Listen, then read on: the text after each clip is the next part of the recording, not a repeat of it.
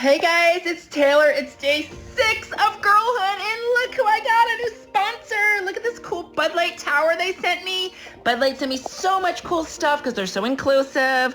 Look at this Budlight tank top. And I've obviously been drinking a lot of Bud. I also might be pregnant. Don't tell anyone. They also sent me this. Check this out. Ready? They sent me a Bud plug. Look at this. Ooh, la, la, la. It's gonna get me nice and loose and relaxed. I'll put it right in my Heine can. Now for the best part, since it'll be 3 weeks before I get my cis-white toxic coccyx cut off, Budlight sent me a temporary wee-wee so I don't have to have that patriarchal schlong hanging from my little girl pouch. And Budlight is so thoughtful, so you can have a limp bud. Yes! Look at my bud bulge. Shake it, shake it, shake, shake it, shake it. Or a raging bud boner. Cheers, girls. Bud Light. Let's drain that main vein. Oh, yes. Yeah. Yum. It looks like piss. And it tastes like piss. So refreshing, so consistent. Bud Light. Okay, so Bud Light just can't get out of the spotlight. They just released a new ad for the summer and things went south immediately.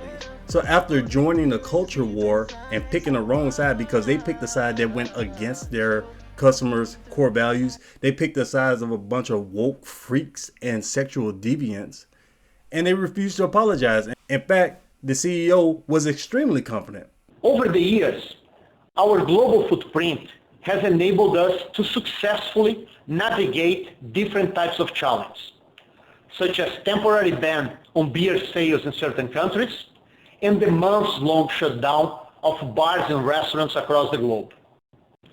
With respect to the current situation and the impact of Bud Light sales, it is too early to have a full view. We believe we have the experience, the resources, and the partners to manage this. And when they released that Dylan Mulvaney ad and his picture on the beer can and the rainbows and all of that, the executive of marketing actually talked crap and insulted the customer. And representation is at sort of the heart of evolution. You've got to see people who reflect you in the work. And we had this hangover. I mean, Bud Light had been kind of a brand of fratty, kind of out of touch humor. They were so confident. They talked all this crap. Wall Street bet against people who have value systems that don't support this type of garbage. And Bud Light said, look, we don't care about y'all bitching and crying. We're going to do what we do. But sales spiral. Sales continued to go down. We saw 3%, 7%. They hit 20%, 27%. Billions of dollars in market value. Millions in sales every month. And then they finally said, oh man, we need to do something. They released a commercial with a horse, with a Clydesdale, walking around national monuments. They were showing people with the U.S. flag drinking beers. It's just so insulting. Something about 9/11. They really brought 9/11 into this. That didn't work. They received even more backlash for that. So finally, the CEO came out with a groveling non-apology. A CEO of a company founded in America, blah, blah, blah, blah, blah, blah, blah. All word salad. Look at him right here. We never intended to be part of a discussion that divides people. We are in business of bringing people together. Yeah, you should have thought about that before you insulted your customers. So this is all garbage. So let's go ahead and take a look at their latest ad.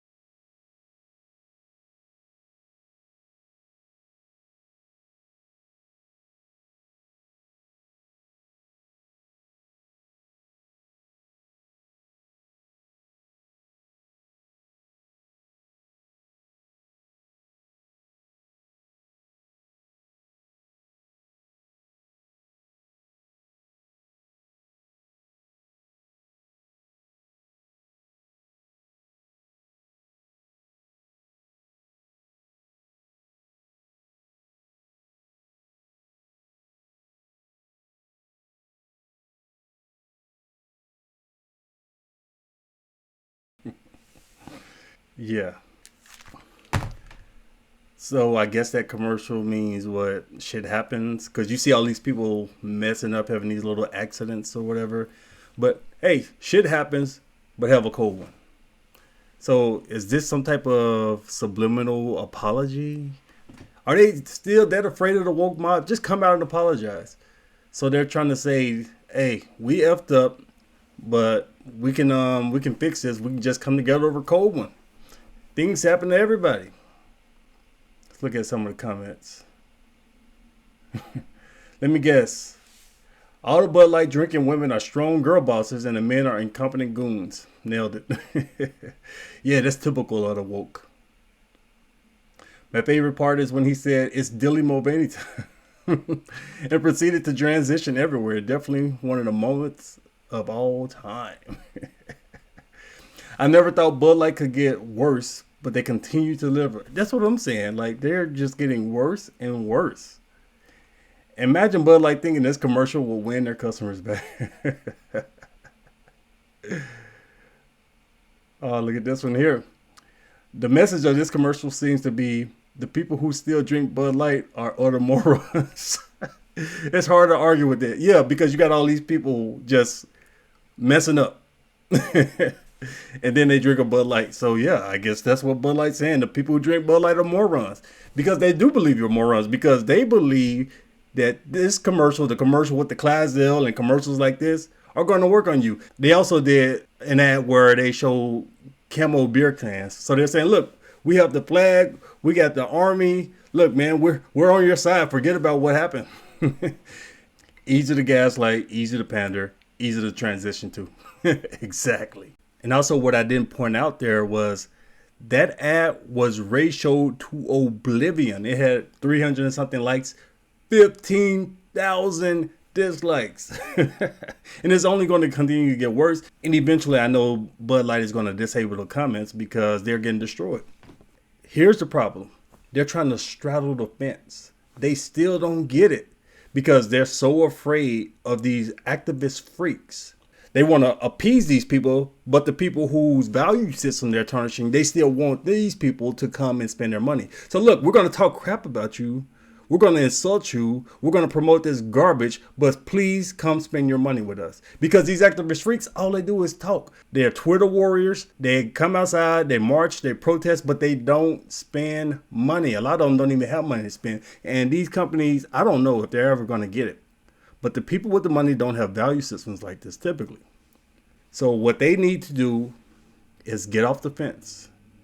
You saw what Yingling did? When Yingling was associated with this drag show and they were deemed as the sponsor of some drag show, and they came out, I think it was the next day, maybe 2 days, and they put out a statement saying, look, man, we have nothing to do with this. And if you're going to use this venue, it needs to be 18 and up. They came out quickly. They weren't afraid of the backlash of the mob. That's what this company doesn't get. These people are just going to bitch and cry on Twitter, and that's it. But too late. The brand is forever tarnished. They're too afraid of the left, and they're too worried about their ESG score. So let me know what you think. Leave me your thoughts down in the comments below. Thanks for watching.